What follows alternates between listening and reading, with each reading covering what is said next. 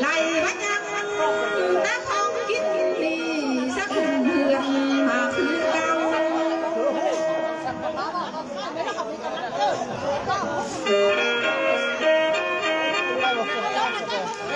ขอบังคับเลยเขาทัวสิ้นแล้วน่าเสือตาเอ้ยไม่หงสมัยหันโยมมาแล้วพอ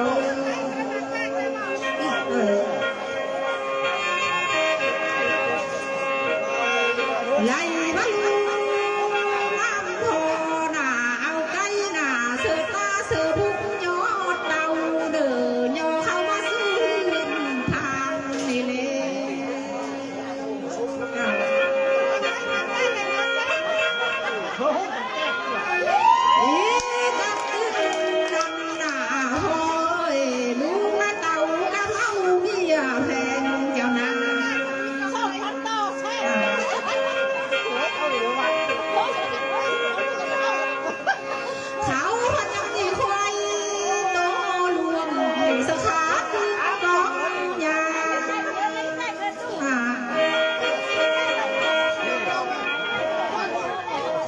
ไล่บรรลุ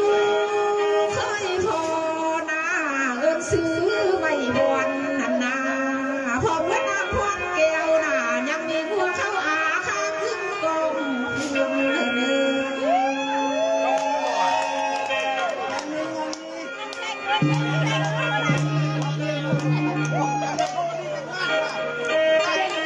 ความทำไมมือดีหน้า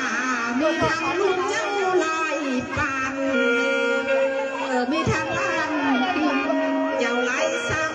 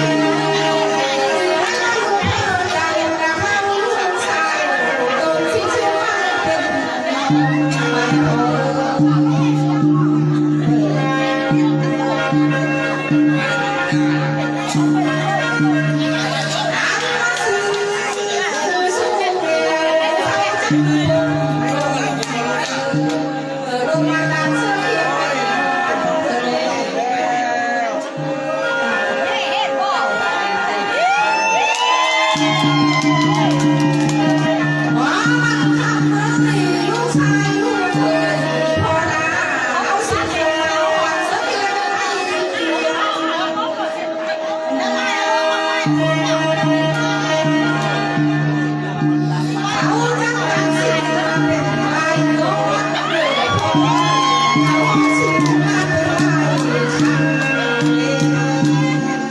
bỏ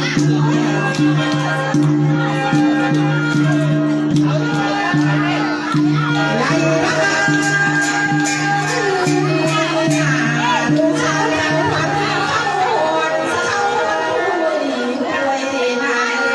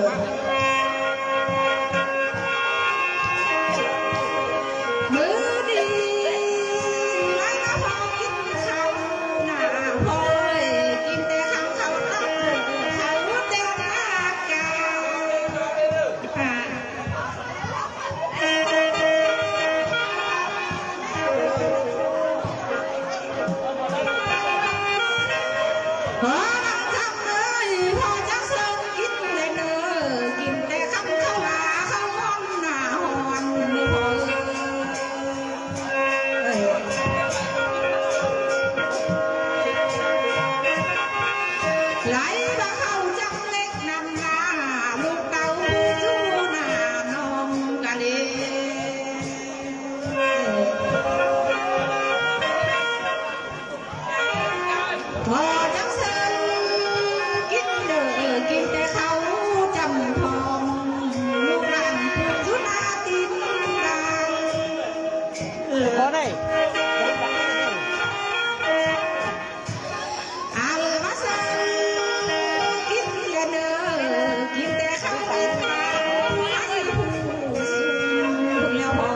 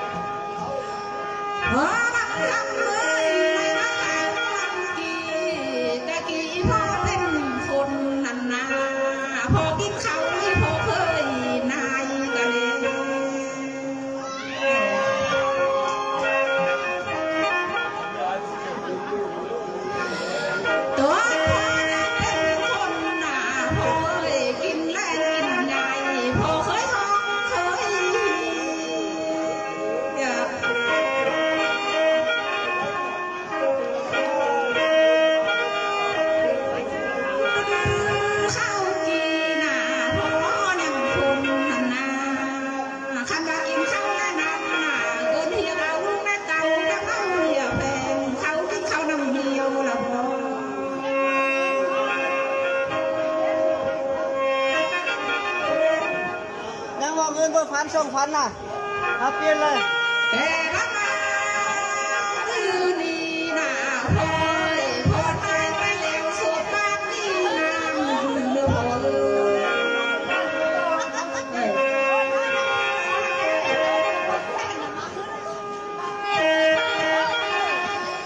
พอมันทำเลยพอตายไปแล้วดินมือ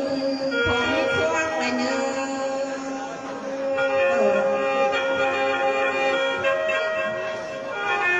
พอมาเฮือนนี่นะความรักวนเป็นข้อแพงอ่างเลความเด็ดไป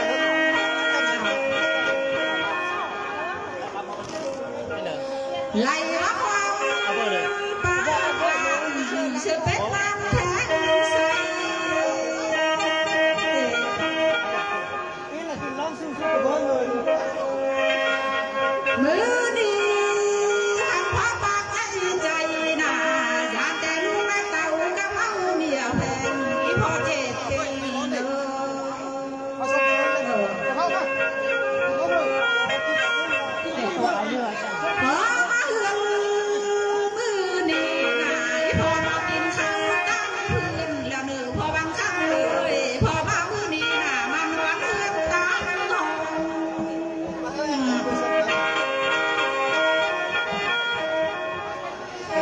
มือดีพอมาตั้งเสียพี่แม่นงพวกผู้ว่างทิ้งพอเลย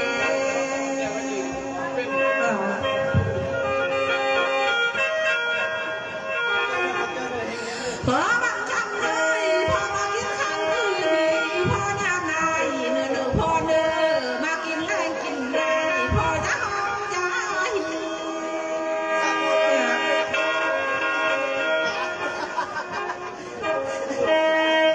ไหลมาจะไหลเอิญไม่เหียบเลยเอาความลูกแม่เก่ากับพังนั่งเรีย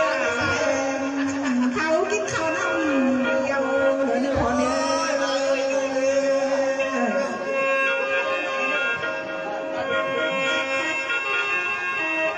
อยากกินข้าวไร้ปลาเลยนะมือดีไล่มาพอกินข้าวอีพอจักมากินเดียวเนื้อยาเดียวรักเอาลูกทิ้งใส่เนื้อเออ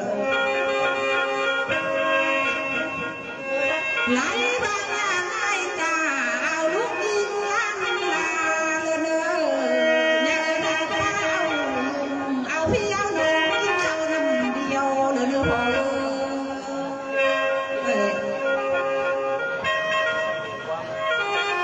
พอจำกลมน้ากินสีสักเด้อพอบันคำเลยหลับตากินสีสวยก้มหน้ากินอ่อนส่วนผู้เดียวเลย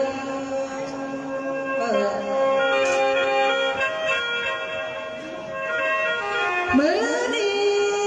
พอกินข้าวก้มหน้ากินคือแมวนี่แม่แล้วตากินคือแมวกินสิน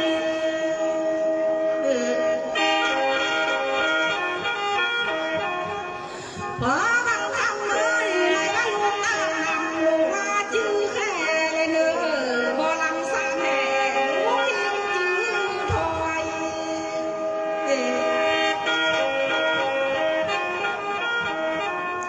ได้ไปมอลำลูกหน้าหอยกบไม่ลูกยังจื้อทางคนบ่เด้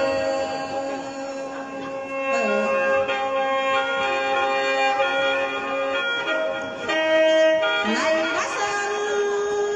กินเด้อโอ้ยกินแรงกินใหญ่มื้อนี้น่ากินสิ่งสำรวจเป็นพัน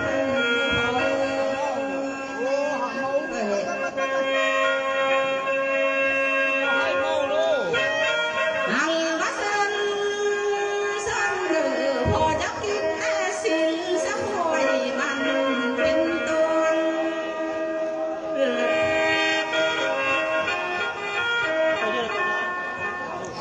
ไหลมากินลูกกินควายนี่นากินแต่ส่งพี่ลูกข้างสอนสะดุ้งวันกินน้ำเสื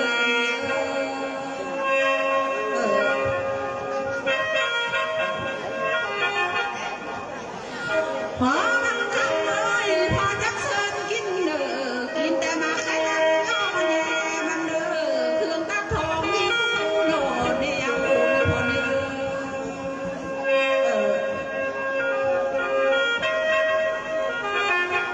จักกินเด้อกินแต่ปูเสียงอ่อนเสียงแก่เลยเด้อใส่เนื้อแน่ลำหน่อยสู่ผิววันคุมหัวก็มี เราไปกันนะบอกสุดเลยเราไปตลอดสุดเลยฟักเลยก่อนเอา ถ้าอยากเปลี่ยนว่าเปลี่ยนบ่เส้นอันนี้นะสิบ่ กินแต่หางหัวหางซอยเด้อผักเนื้อน้องแดง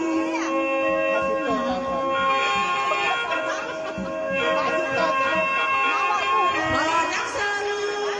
กินเด้อไล่มาสิแหกส่งสะบุกเด้อสาบปากะเล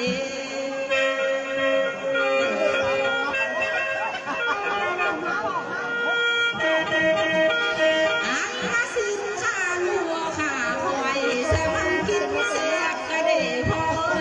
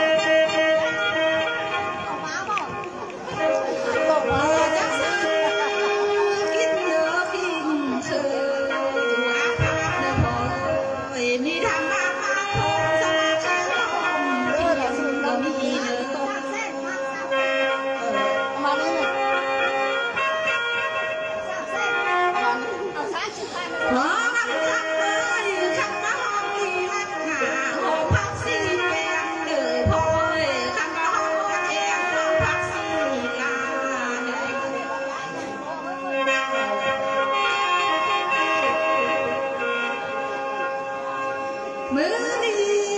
พอจังเสิร์ฟกินหรือพอขันมาถ้วยไล่นกนำหน้าหนูเพื่อเจ้าเมื่อเสิร์ฟแกงควาย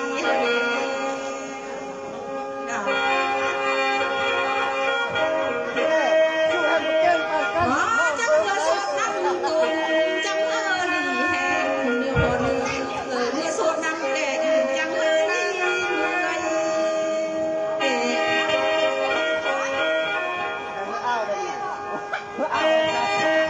ไหลลงกินแกงอ้อมหวานเลยพอจังดีไม่เศร้าแหงพอเนื้อ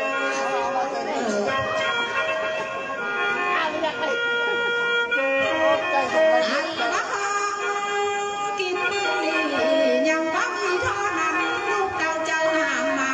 นี่นะ เอามาต่อยอดโลหะก้อน มือดีมีทั้งผู้มาผมไล่แนวเข้ามาป้องผม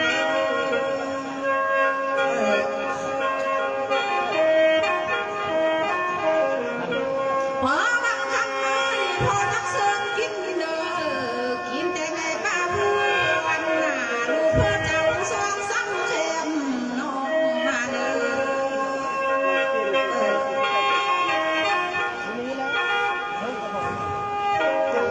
อันมาเสิร์ฟกินได้เนื้อแต่แม่ผู้ปองลานวิ่งลานสายสะตึกเล่นแถวหวย มาปิ้นบนลูกโซ่น่ะ พอมือนี่น่ะกินแต่กล้วยต้มน้ำสวนเด้อว่าสองขึ้นทางเนื้อก็มีเด้อ มีเรื่องกับสาวฝันสู้เอาเว้ยสาวฝันไปหาดไหน พอจักเสิร์ฟกินเด้อกินแต่กล้วยโตเขือใส่น้ำลงทางเด้อ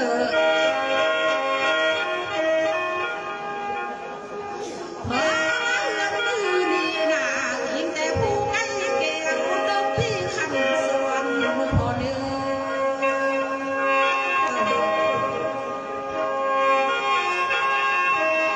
ไหลละไก่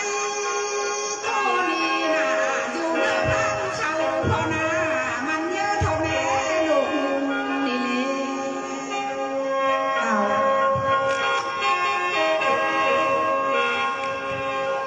พอบางคำเลยดินมันสูงพอแม่หางเลยเนอคำมันพินพาพาเข้าลำบนพอมันพินพาพาเข้าลำคำใด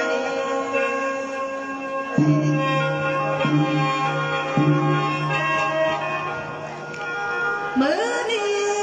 พอสิกินไก่หน้าพอจักเสิร์ฟกินเด้อกินแต่ไก่สั่ง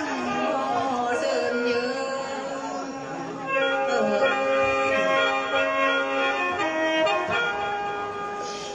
ไหลละเสิร์ฟ